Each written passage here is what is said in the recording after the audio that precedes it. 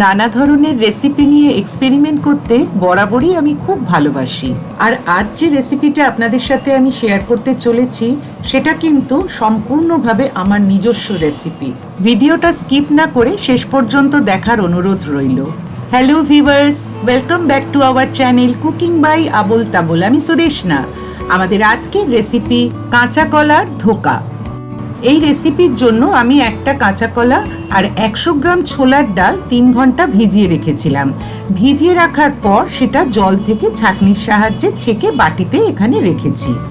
জলে ভিজিয়ে রাখার ফলে ডালগুলো অনেকটা ফুলে গেছে। এবার এগুলো একটা মিক্সার গ্রাইন্ডারে দিয়ে ভালো করে পেস্ট বানিয়ে নিতে হবে।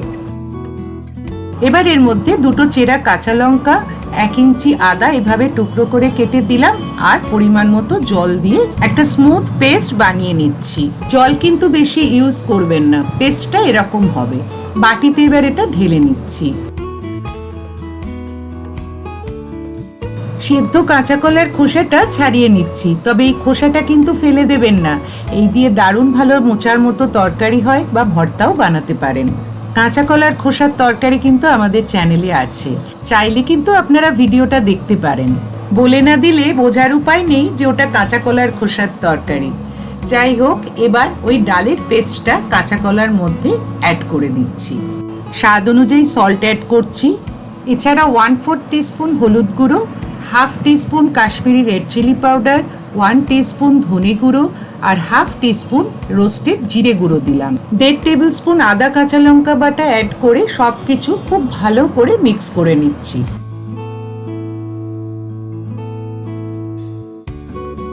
সব কিছু ভালো করে মেশানো হয়ে যাওয়ার পর এর মধ্যে 1 টিস্পুন মৌরি দিলাম। মৌরির গন্ধটা এর মধ্যে সত্যি খুব ভালো লাগে।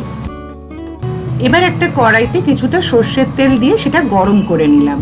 তেল গরম হয়ে যাবার পর তার মধ্যে সামান্য একটু হিং দিলাম। তেলে হিংটা নাড়ছি, খুব সুন্দর গন্ধ বেরিয়েছে। এবার ওই পেস্টটা দিয়ে দিলাম।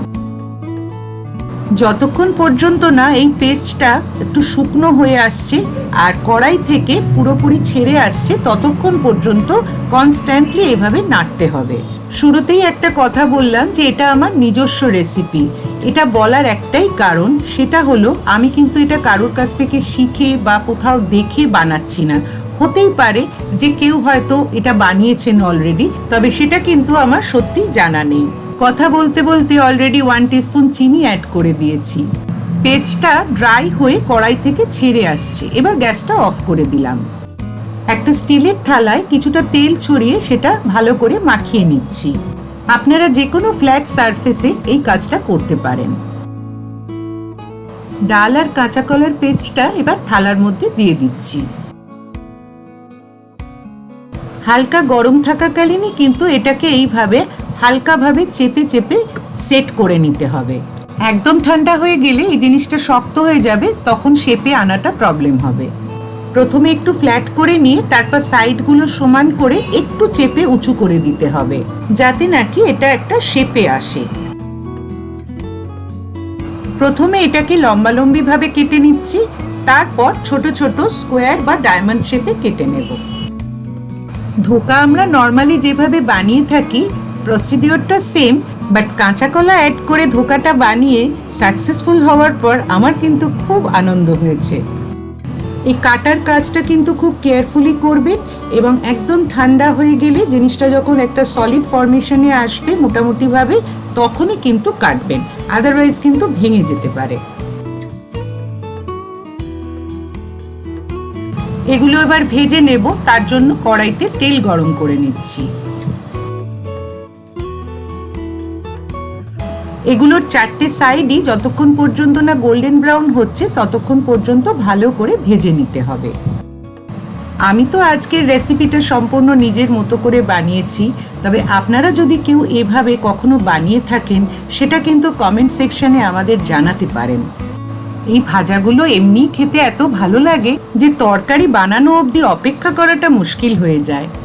কড়াইতে কিছুটা সর্ষের তেল গরম করে নিয়ে 2 চেরা শুকনো লঙ্কা, একটা তেজপাতা, একটা দারচিনি, একটা বড় এলাচ, কিছু ছোট এলাচ, লবঙ্গ আর হাফ টিস্পুন জিরে দেবেন, যেটা আমি দিতে ভুলে গেছি।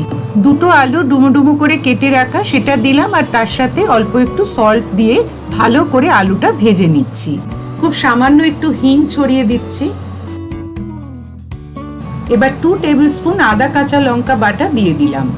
আদার কাঁচা গন্ধটা না যাওয়া অবধি কষিয়ে নিতে হবে। একটা টমেটো ছোট ছোট টুকরো করে নিয়েছিলাম, সেটা দিলাম। এবার হাফ টিস্পুন হলুদ গুঁড়ো, 1 teaspoon Kashmiri red chilli powder, 1 teaspoon ধনে গুঁড়ো আর 1 টিস্পুন রোস্টেড জিরে গুঁড়ো দিলাম। আলুর সাথে সমস্ত মশলাগুলো এবার খুব ভালো করে কষিয়ে নিতে হবে। অল্প একটু জল দিলাম যাতে মশলাটা পুড়ে না যায়। দুটো কাঁচা লঙ্কা দিচ্ছি। গ্রেভিটা বানানোর জন্য পরিমাণ মতো জল দিলাম। আলুর টুকরোগুলো সেদ্ধ না হওয়া পর্যন্ত ঢাকা দিয়ে 8 থেকে 10 মিনিট রান্নাটা করতে হবে। এবার ঢাকা খুলে 1 টিস্পুন চিনি আর ভাজা ধোকাগুলো অ্যাড করতে করতে আমাদের প্রিয় দর্শক বন্ধুদের কমেন্টসগুলো আপনাদের সাথে শেয়ার করছি। আমাদের পাশে থাকার জন্য সকলকে জানাই অসংখ্য ধন্যবাদ।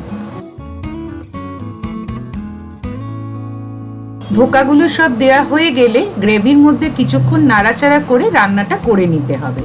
এবার 1 টিস্পুন শাহি গরম মশলা আর 2 টিস্পুন ঘি দিয়ে দিচ্ছি। আলু তো আগেই সফট হয়ে গেছে, ভাজা ধোকাগুলোও যাতে গ্রেভির মধ্যে আরও কিছুটা সফট হয়ে যায়, তাই আরও 2 থেকে 3 মিনিট রান্নাটা করে গ্যাসের সুইচ আমি অফ করে দিচ্ছি। এই রেসিপিটা প্লিজ বাড়িতে একবার ট্রাই করবেন। আমি আপনাদের কথা দিচ্ছি, একবার বানালে কিন্তু বারবার বানিয়ে খেতে ইচ্ছা করবে।